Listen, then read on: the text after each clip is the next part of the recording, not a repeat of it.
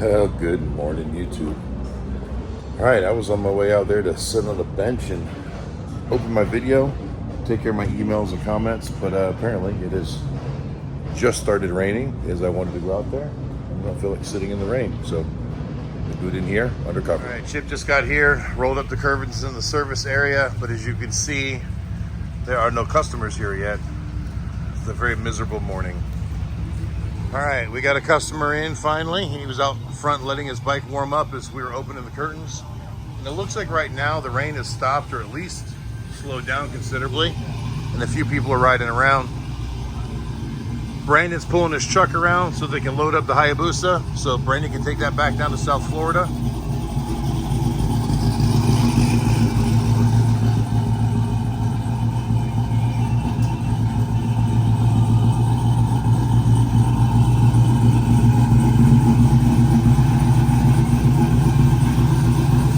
So we're going to use the lift, back the Busa right into the bed of the pickup truck. And then after that, we'll just pick up the little Z, throw it in there. And Brandon will take both of those home for Talon. Since he's going to Panama and Texas with us, we're only bringing one of his motorcycles. Oh, hang on. Let me let this down some.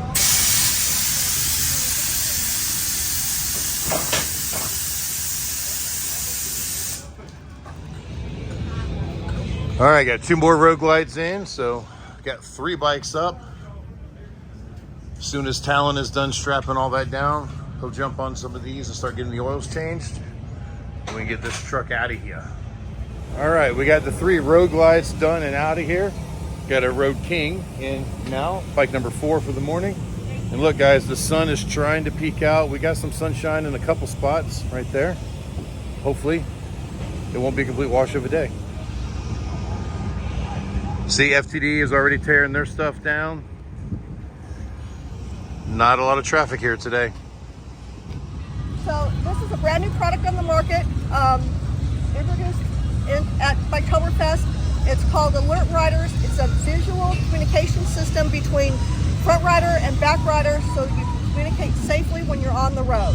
When you're riding in a small or large group and your road captain, you've got your road captain and your tail gunner, they both have a unit.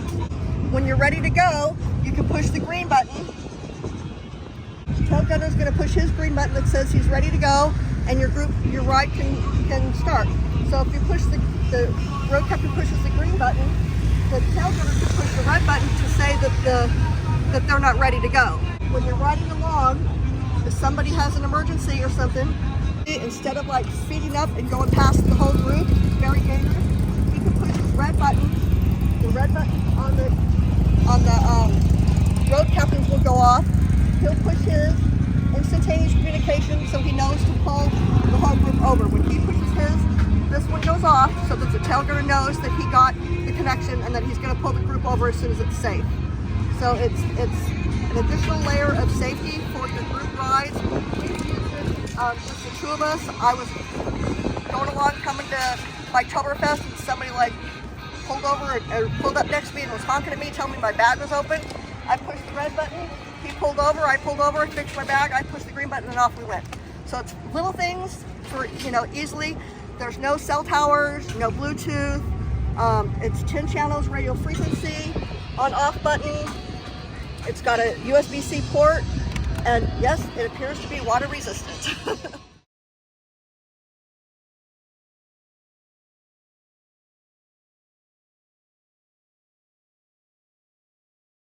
Hi guys, so it's about 10:30 a.m. now, and I am up on the roof of Goliath because of the rain. I want to make sure there's no puddling. As you can see, we get some puddling with this filler panel sometimes.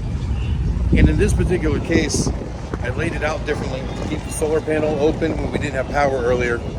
So I want to get all these puddles off so it's got a better opportunity to dry. If you look, the awning itself is dry. They take no time to dry out as long as we keep it from puddling. We don't want to pack this thing away wet if we don't have to.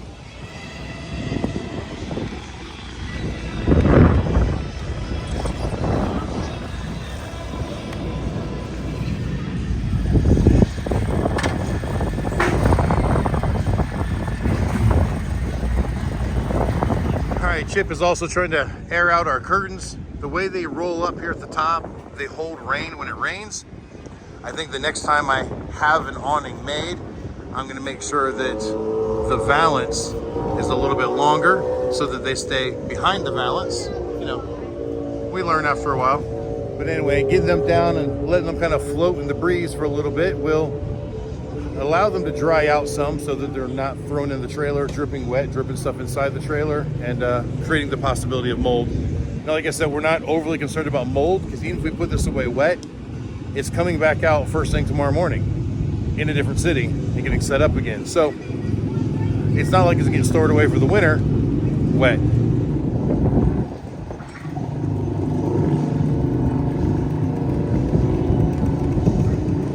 Now that it is almost 11 o'clock, we're gonna start packing up some of the little things that we know we don't need, like we always do on teardown day. We just don't normally start this early in Daytona, but with the lack of traffic here and the threat of rain on and off throughout the day, I don't see us getting a lot of business. We're gonna stay functional, that way if somebody comes in, we can still take care of them. But we can at least start the packing process. Still make money if we need to, but maybe get done a little bit sooner, maybe get a little on the road a little bit sooner, so we're not as exhausted by the time we get to Panama City Beach in the wee hours of the morning. All right, so it's just after 12 p.m. We've got the Let's Roll lounge down. All the batteries are put away. All the Love Jugs displays are packed up and rolled out here, ready to go to the back. Katie's got almost all of her shelves packed up. There's only one left with our popular items on it. It looks like the guys are making progress over here. And in that time, we had this freewheeler come in for a 1,000-mile service. And just now, that Ultra is coming in for a Supreme oil change. So Chip and Town are cleaning things up in here, packing tables away. They've got all the airlines unrouted and just using a single line to do the last minutes. We got to clean up the oil station, clean this stuff up, and we can start loading things in pretty soon. We still got to take all of the Love Jugs, load them up in to the loft up there, along with all of the display shelves and one of the Love Jugs displays. The big heavy equipment gets loaded onto the lift after that.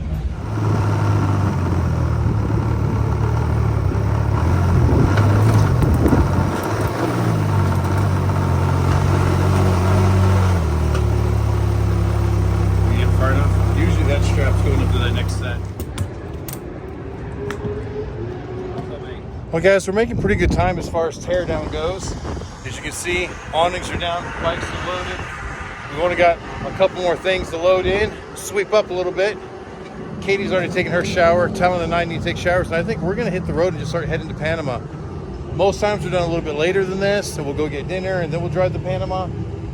But I'm not really even hungry right now, and I'd rather just get to Panama while it's daylight. We got some, I don't know, Sunday, nice traffic. I don't know. I'm just motivated to get there early instead of driving way into the night. All right, it's 3:15. Goliath is up and running. All I can do now is pull the power cords and we can roll out.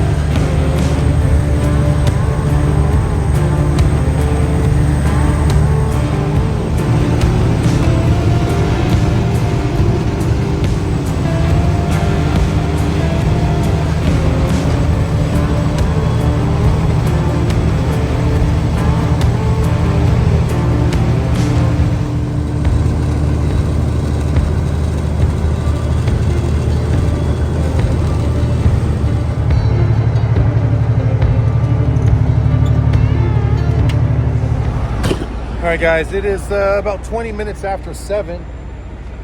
Making pretty good time. We are exit 192, just west of Tallahassee. Ready for some coffee. I had to pee. And also, we needed to dump the waste tank on Goliath. And this was the most convenient, easy spot to do it. So we're at the Pilot here. They've got a dump station. I'm going to see about hooking up right now. I think we could have an access code. So if so, I'll get the hoses ready. And Katie will go inside and pay for the service. Easy peasy. So here's where we dump from. And it looks like I lined it up just about perfect.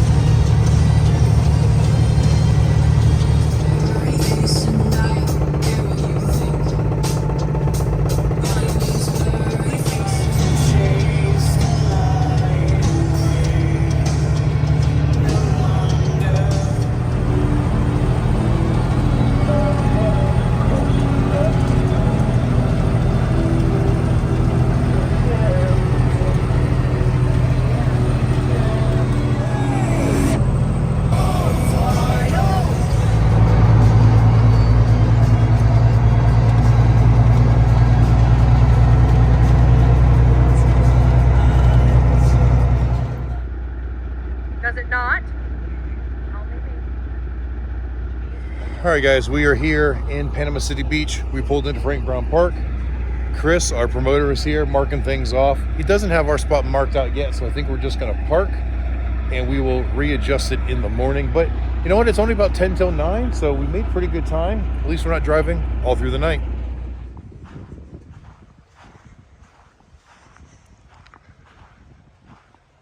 All right, well, this is where we are going to call home for the next week. It's Sunday night now. We'll be here till at least probably Monday of next week. So yeah, a little over a whole week. Tomorrow morning, Chris Henderson will finish his layout on the ground, spray painting and marking our spots, and then we'll know exactly where we need to be. And then we'll probably throw the awnings up and then take the rest of the day off. You know, the good news is I'm really glad that we got here early. Bad news is the sales today absolutely sucked compared to last year. We still got those 4 or 5 bikes in, but that was nothing compared to what we'd done last year on the Sunday. In fact, what we did on Thursday this year is what we would have done on Sunday as well. So unfortunately for the whole show, we were down probably 25, maybe even 30%. I haven't actually sat down and done the math on it yet. But I've heard from some other vendors that they were 50 to 80% down in some cases. So all in all, I'm so glad we came. It was better than sitting at home, but we didn't hit any of our goals. I'm not sure how this show is going to be. There were a lot of areas right down the road from here that were affected from the first storm as well. So who knows? But there's also a lot of area to the west that was unaffected. Maybe those people will come out. And of course, we still got Galveston after this. So we're going to end this one here. I hope you guys enjoyed it. Thank you for watching. Hit the like, share, and subscribe button. And until the next time I see you, keep those engines running.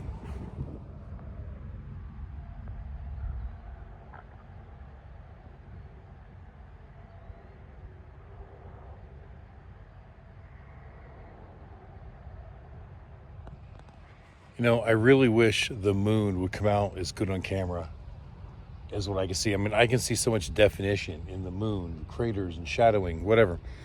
But when I zoom in on the camera, it's just a blur of light. All right, guys, before I go, I wanted to share something with you. As I was editing the video, I got a couple text messages from Katie's brother. Now, her brother James has a farm where they raise cattle for beef over in Geneva, Florida. And today, they were having a truckload of hay delivered, big round bales, on like a gooseneck trailer, and apparently the driver screwed up. Maybe he was a Swift driver, I don't know. But he messed up, got the trailer in the ditch, and wow, what a mess.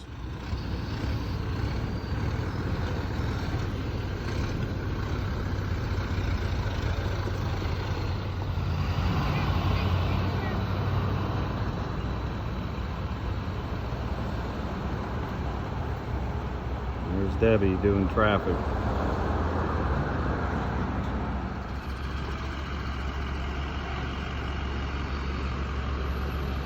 Yeah, that was Todd, I think.